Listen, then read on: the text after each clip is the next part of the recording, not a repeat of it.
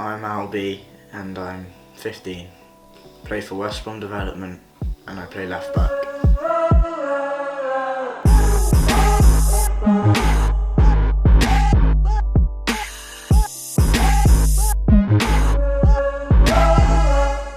What got you into football?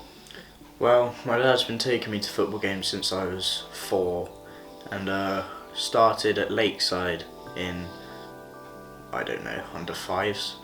And then after a few years at Lakeside I went to Forest Green because I wanted a bit more of a challenge, and then stayed at Forest Green for 3 years, and then I decided to leave Forest Green because I didn't really enjoy it anymore, and then I went back to Lakeside for another 2-3 years, and then I'm now at West Brom and I've played there for a season and a bit now. How did you get into West Brom? Well, I went to an open trial which was an hour and a half of just playing football, being spoken to by coaches about what you've done in the past and whatnot, and then you get an email after that trial saying whether you passed the second trial or whether you didn't, and then if you got through to that second trial you'd go up to West Brom Academy, it's a training ground down by the Hawthorns, and then you'd play a match against the people who were already in the team, and then you'd be judged off there, and then if they liked you they'd email you saying that they want to offer you a spot, and then if they didn't then they wouldn't email you. How proud are you to play for West Brom? I am very proud to play for West Brom because they are a very good team and I really enjoy it there. What was your Forest Green Rovers Academy experience like? Well, I started from under 8s and then I really enjoyed it up until under 11s, where it started to get more and more pressurised, and the coaches used to have a go at you more, and then that's where I just lost all my confidence, and then I just didn't really enjoy it anymore. Do you think there was enough support at the academy for you when you were going through this confidence loss? No. It was only my dad, my family, who were the only ones really helping me with the loss of confidence. Do you think that football academies can create a toxic environment to be in? Sometimes, yeah, because with me, I didn't really enjoy it. Sometimes I didn't really want to turn up, and then when I turned up I wouldn't really be in a good mood, so it would make kind of a toxic environment to be in. What is the best and worst part about playing for an academy?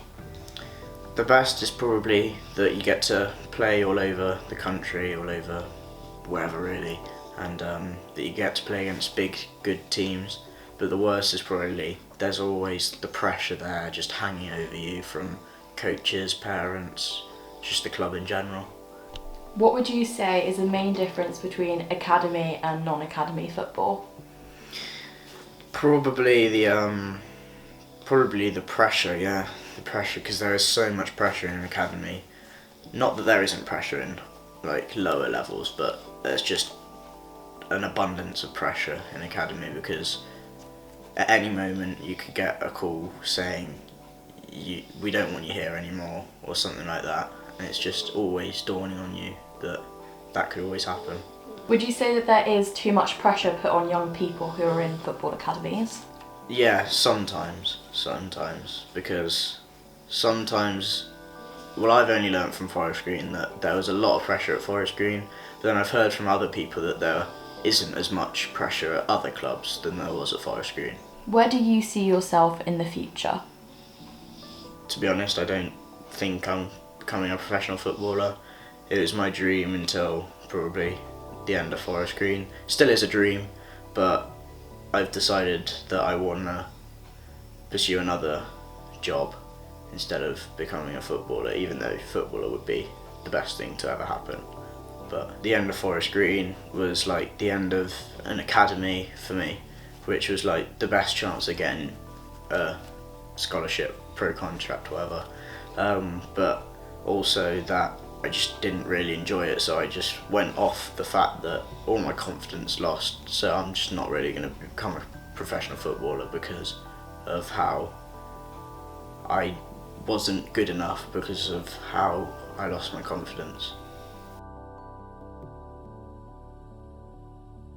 I'm Mark, and I am Albert's dad. What got you into football personally? My brother was a football fan, so he kind of pushed me down that route, and then all my friends from school, it was just something that we were into, so something we'd just go off and play in school holidays or weekends, so just got into it from there. Why did you put Albert into football? So Albie used to watch, we're Arsenal fans, so he used to watch Arsenal with me on the TV and started to want to kick the ball a little bit more when he got to about age 4. So there's some good clubs around here, so I just took him along to a session one day to see if he'd enjoy it. What is your proudest football achievement for Albert? Wow, proudest achievement. I think that he's done lots of really good things. I think so. Last year he was the supporters player of the year for Albion, which was massive because people could see how good he'd been all season. So, but I think just really, when he really puts all his all into those games, makes you proud just to see him putting that effort in and improving. What is the best and worst parts of Albert playing for academy, in your opinion? The best is that you can just see his improvement from the quality of the coaching he gets in terms of technically and just understanding about game states, etc. He's also got to play in some great places on some great pitches. He's got to go and play at the Chelsea training ground at Cobham and scored a goal against Chelsea, so that'll probably be a highlight for many, many years. In terms of the worst things, there is a lot of travelling. There's a lot of going all over the country, especially with Forest Green. We had to travel down to Plymouth sometimes, which was sort of 3 hours away.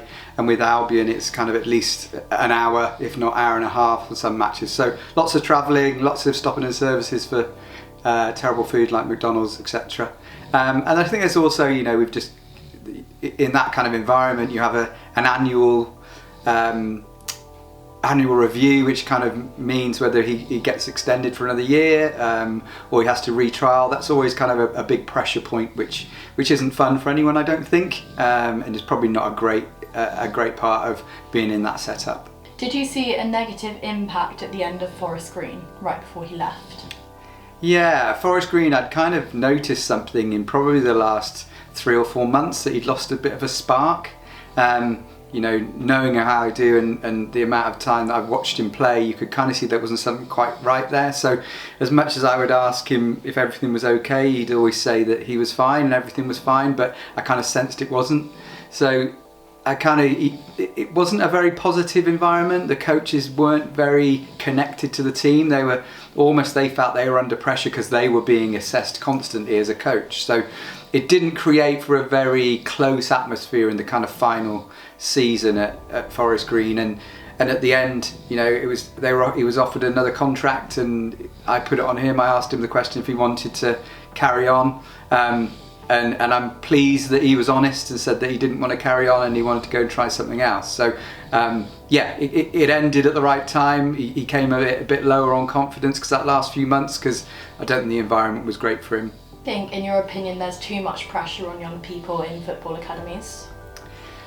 I think there is a lot of pressure in football academies, and I'm not necessarily saying that comes from the academies themselves. There's always that element, because you are always, as I say, every year, are you going to get another contract? Are you just going to get dropped? Are you going to have to retrial? That's a massive amount of pressure over that period of time. But I think a lot of that pressure, from what I've seen, has come from parents. I've always been in a position where the focus has been on Albie being happy and enjoying himself, rather than it being highly pressured. Whereas I've seen other parents really put a lot of pressure onto their son. A good example of that is one of the dads was banned from actually watching his son play because his son felt the pressure of anything he did wrong. He would look over at his dad, and his dad would his dad kept a spreadsheet of the mileage that he did and any expense that he'd put against his son's career, and his son knew that there was an amount against him that his dad would be expecting back, and that kind of pressure is ridiculous. So that's where they kind of fall out of love with it. Would you recommend putting children into football academies? Well, yeah, if your dream is being a professional footballer, then yeah, because it's the best way to be a professional footballer, by going through the academy. But then if you're not planning on it, then it's just a bit of a waste of time, because from my experience, you won't end up as happy as you were before if you join an academy. I think that there is probably an age when it's better for them. I think so. Albie joined Forest Green when he was 7. I think that was probably too young. I would suggest that unless you find a very positive academy with a very positive environment, I think you probably want to hold off till probably 11, 12, where they can kind of probably take on more of that kind of pressure. So I think that they're an amazing experiences. The coaching is fantastic. They get better and better as players. They make new friends there, and it's great. I wonder whether probably certain academy levels should probably be a bit older.